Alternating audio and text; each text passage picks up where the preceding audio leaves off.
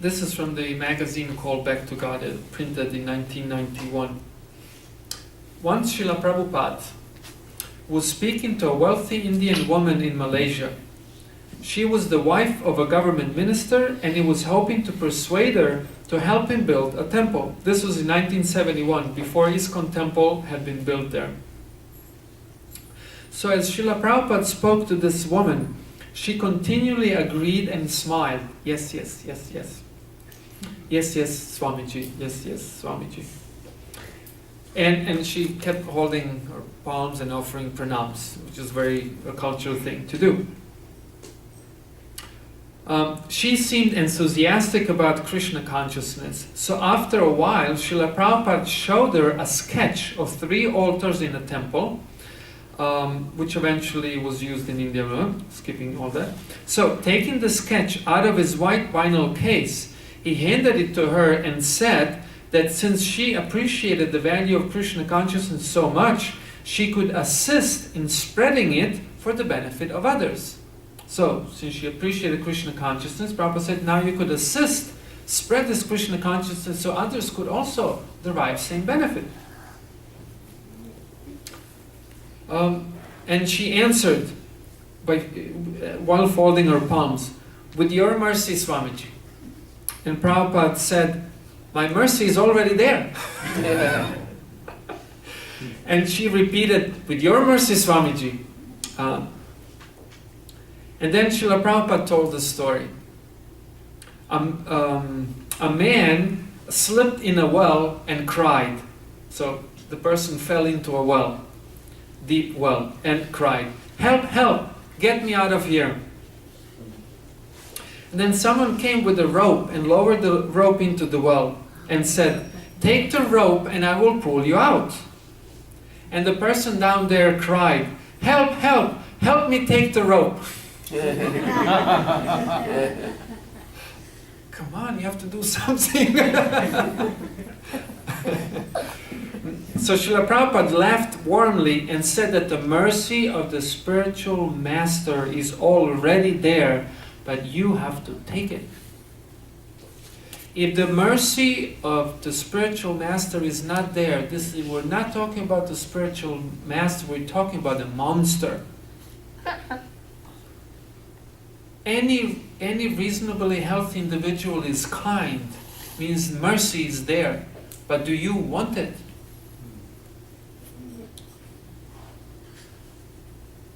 Same thing with God.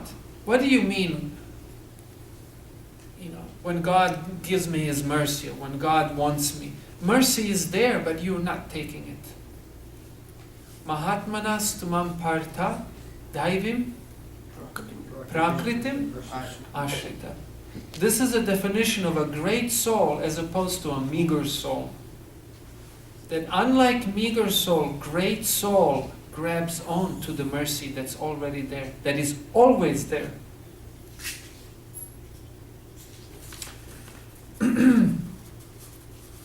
And just we can end this with so I guess just to go back with this disciple asking Guru, when will you give me your mercy? And the Guru's thought says, not just now.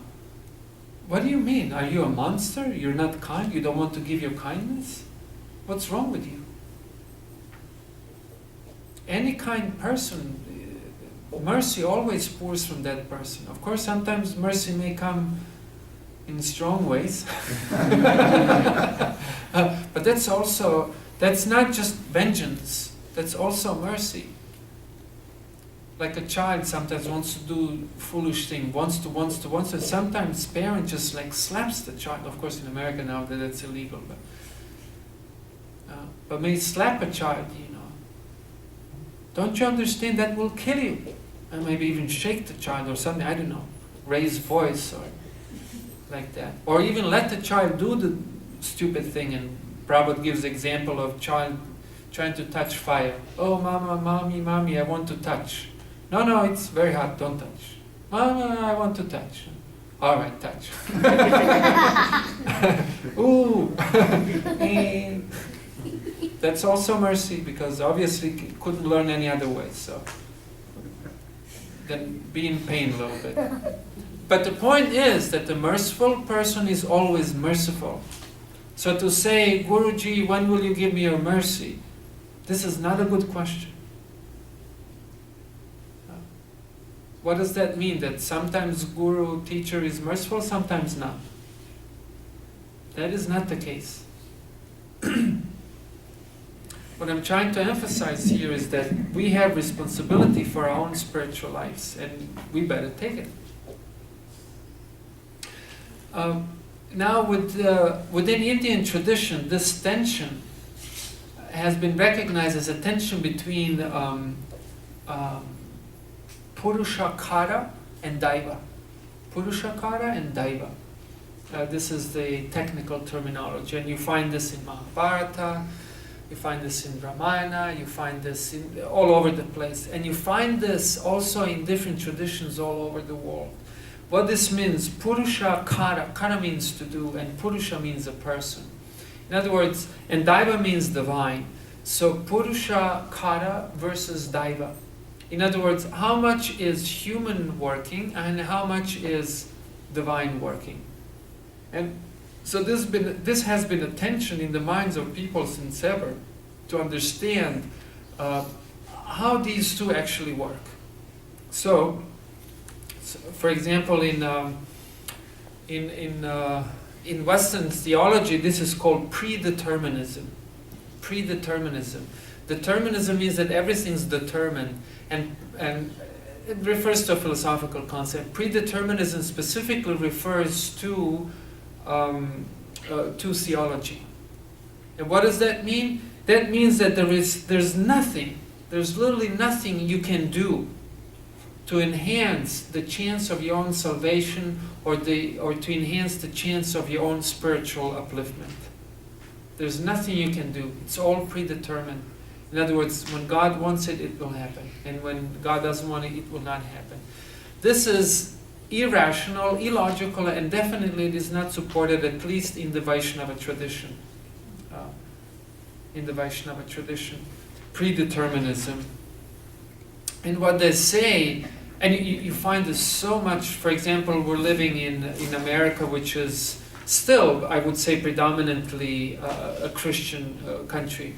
In other words, there's a lot of Christian element here. And of course, this is a very unjust term to use because Christianity is very, very diverse. They're really different Christians. So to lump them all into one category in many ways it's unjust. But within the Christian tradition, we find people thinking like this. A great number of people stating that there is nothing you can do to enhance your own chance of salvation. And the line they tend to use is that to have the ability to enhance one's own purification, one's own spiritual advancement, one's own liberation, is to take away from the glory of God. You find the very same thing in Shri Vaishnavism, for example, this element. And I'll come to that in a minute.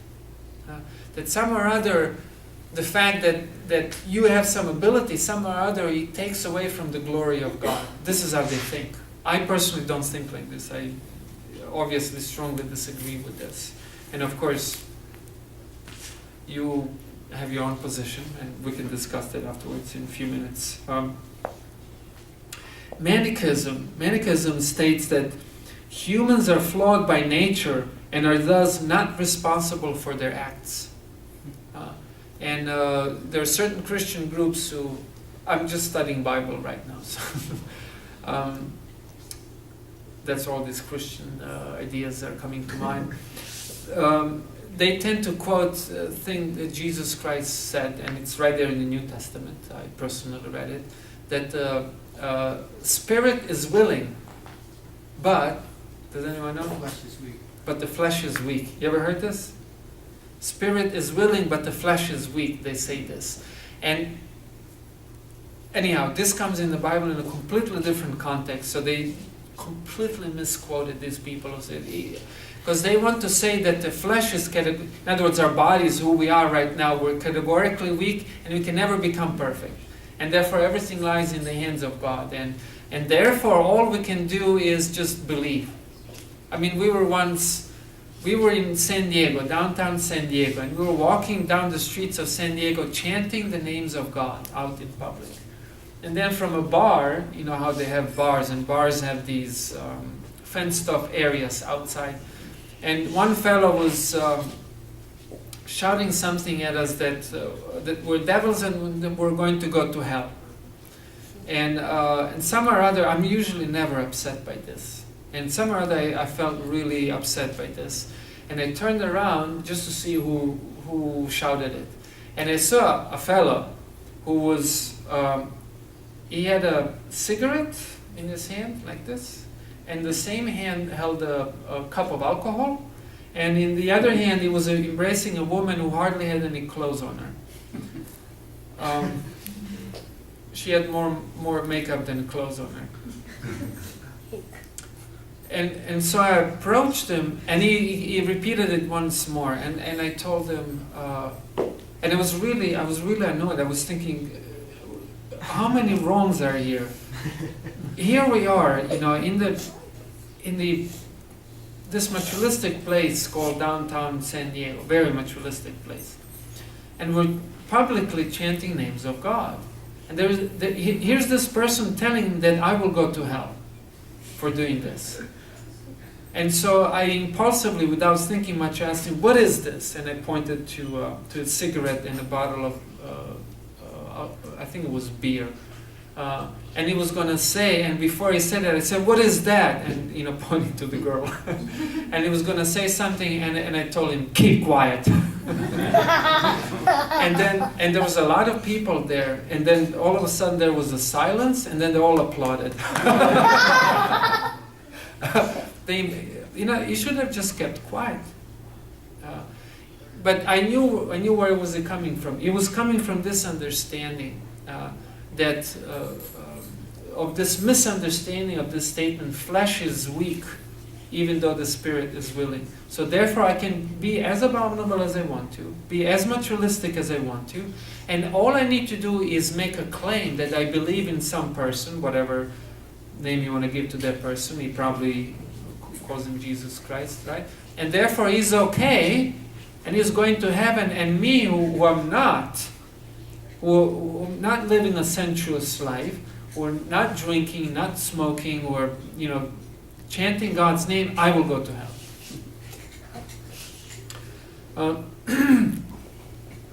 So that's called Manichaeism, just in case if you want to have a technical term next time you meet someone like that. Oh, you're from Manichaeism. Okay, I get it.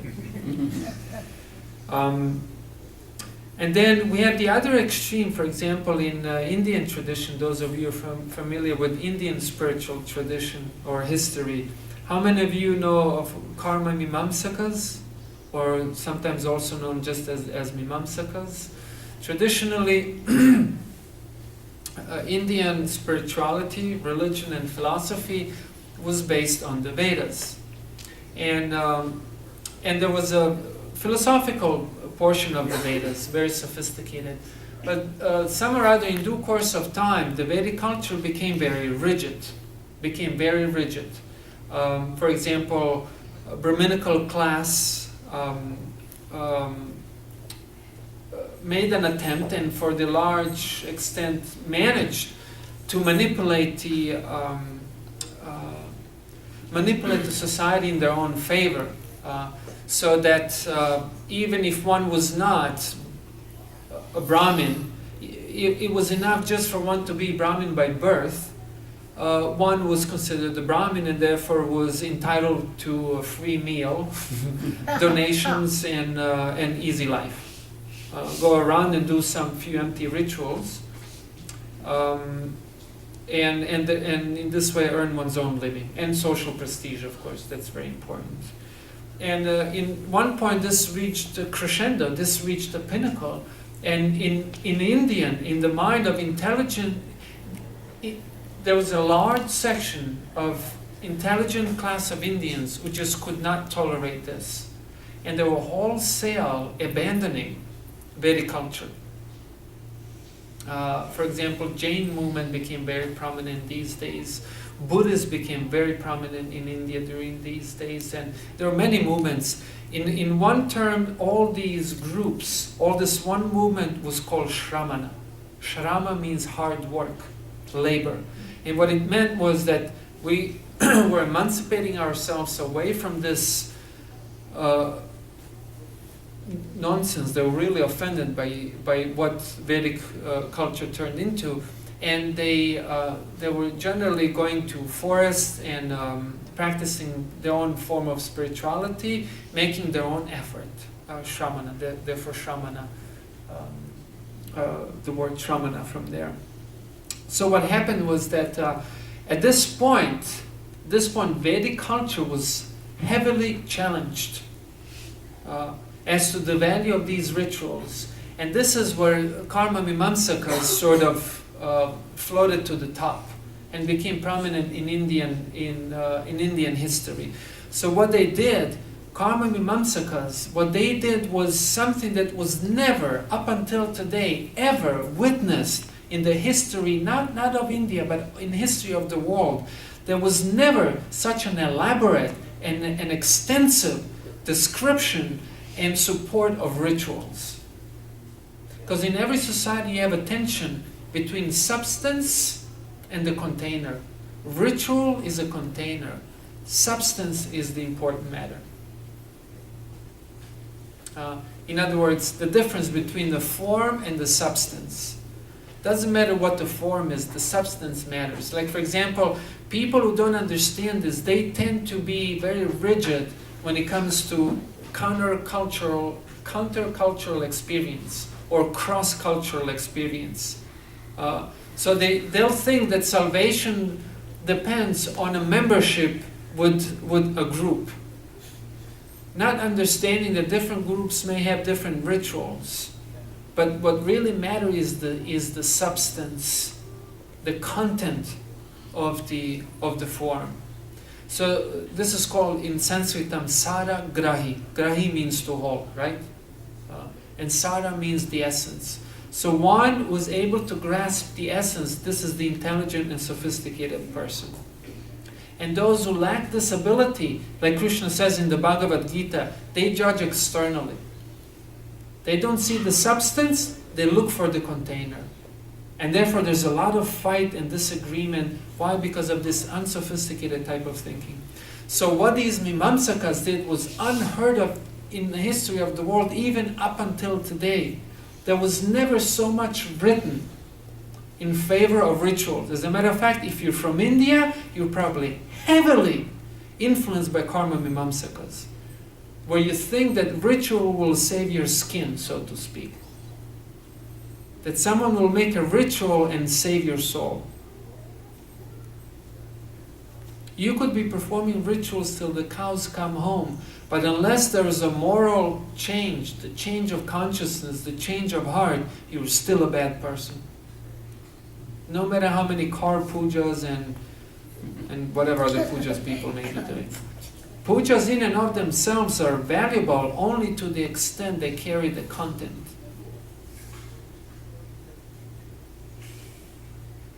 And so Karma Mimamsakas, I mean, they just like influenced the Indian psyche to an enormous extent.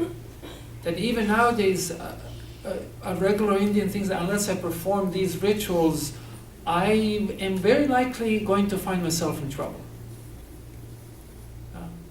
But the intelligent section of India abandoned all of this. And this is where the Bhakti movement took birth, after these Mimamsakas. I mean, Bhakti movement is eternal, it was always there, but really in historical perspective speaking, this is where Bhakti movement became, just exploded all over India. Because it is a synthesis of both. And so what these Karma Mimamsakas were teaching, that Daiva has no discretionary power.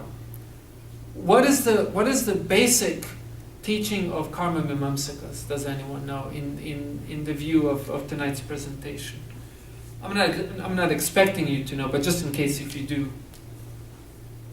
we have to do the duty, then the result will come. We can enjoy it like that. Not duty, not duty. Ritual, specifically ritual. Correct. You perform the ritual, and then Daiva. Daiva means demigod, god, whatever, everything above earthly planet, right? Whether you're theist or polytheist or whatever, or Shakta, and so on. If you perform the ritual, the Daiva has to give you the results. Correct. Very good. That is the instance. Krishna tried to teach this to Nanda Maharaj, and we don't accept this because Krishna himself says elsewhere that that's not true, right? Says if you perform rituals, the demigods, they have to give the results. This is completely opposite, right? Here, on one hand, we have it's all Daiva, right? Nothing depends on us. There's no ritual we can perform. There's no change of heart we can do. There's nothing we can do to enhance chances of our liberation. On the other hand, completely opposite, you have karma mimamsakas. They say if you do the ritual, the demigods, God, whatever, they have to give you. Completely the opposite. In other words, to them, God is just some kind of a clerk. Like you go to DMV, right? You fill out your form, you pay the fee, and the guy behind the counter or a girl has to give you your license. Doesn't matter whether you're bad or a good person. This is how they refer to God. But this is not. To me, this is insanity. This is literally losing one's own mind. And absolutely makes no sense. And in terms of very Vedic scriptures upon which some of this stuff is based, is all as I said, I studied the Bible, and this Manichaeism is not taught in the Bible. Like they say, flesh is weak, right? And therefore we can do anything. We just have to say, I believe in Jesus Christ. Why in the world, whole of New Testament, you have Jesus Christ going around and teaching people what to do or what not to do? Why was he doing that? Just so you can be such a rascal?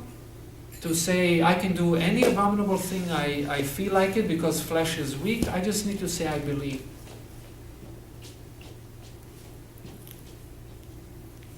This is very mean. This is sad. This is sad. So, and we find this, for example, we find in the followers of Ramanujacharya. How many of you at least have heard of Ramanuja? Yeah, a very, very famous figure in Indian religious, spiritual history. Very, very prominent. And after the departure of Ramanuja, in fairly modern times, his followers divided into several groups, some of which have become very opposed to each other, and Tenkalais and Badakalais, if you know these two groups.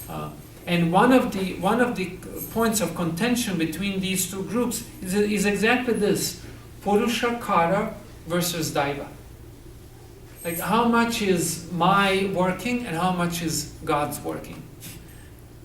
And this is one of the things they say, that if you think that you have any power to enhance, that you have any ability to enhance the chance of your liberation, you're taking away from the glory of God.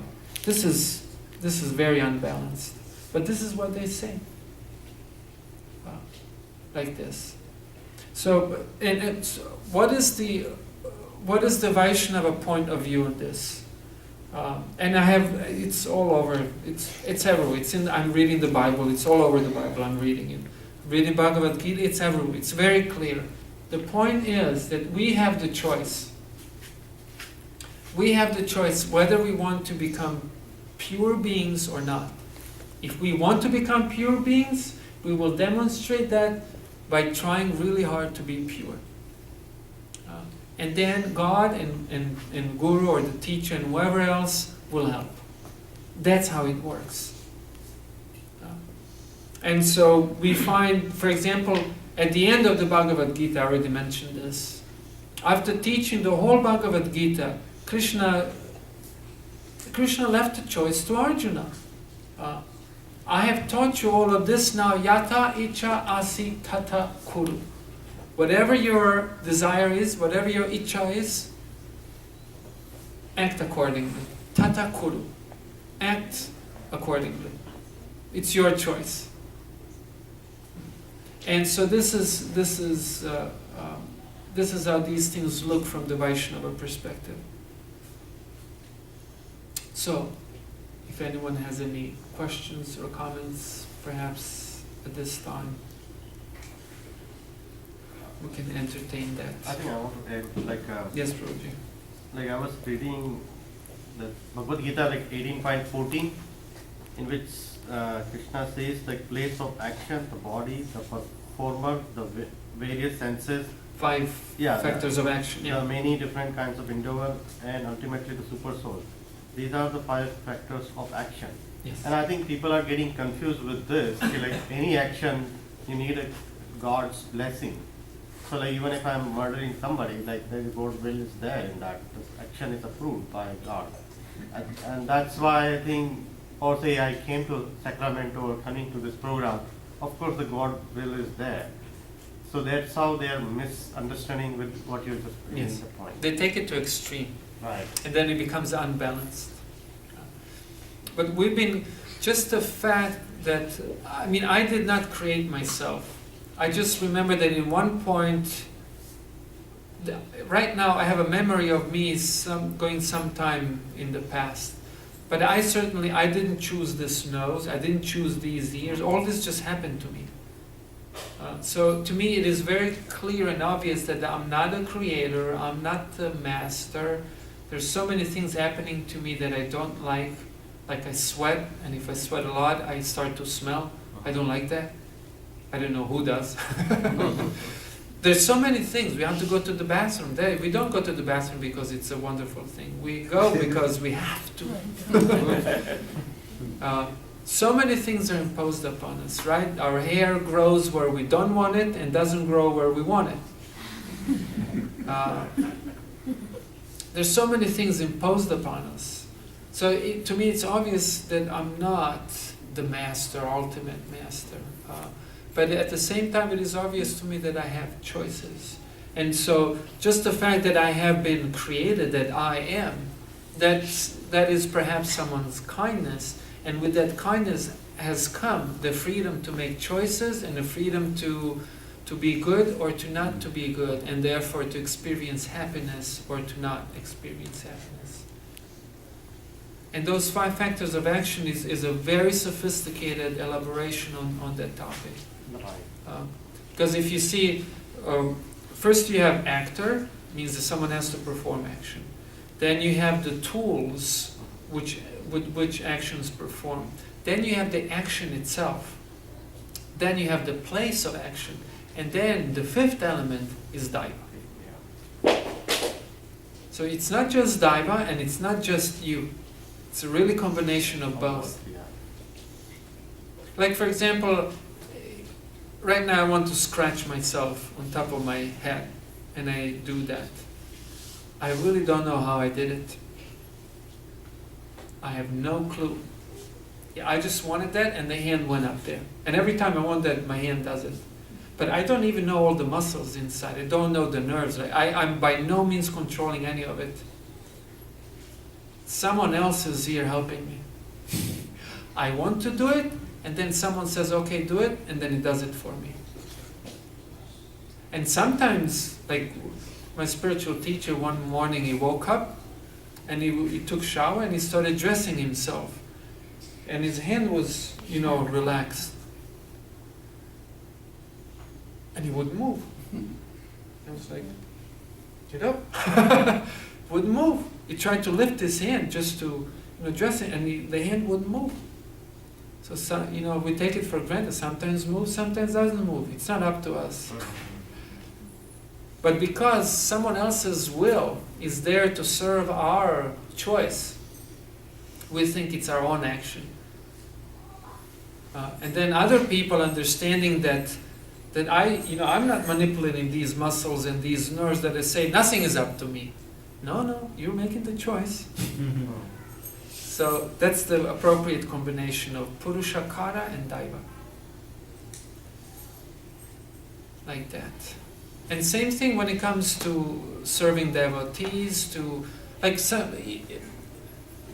be a humble person. This is especially in spiritual circles, right? That's very admirable, to be a humble person.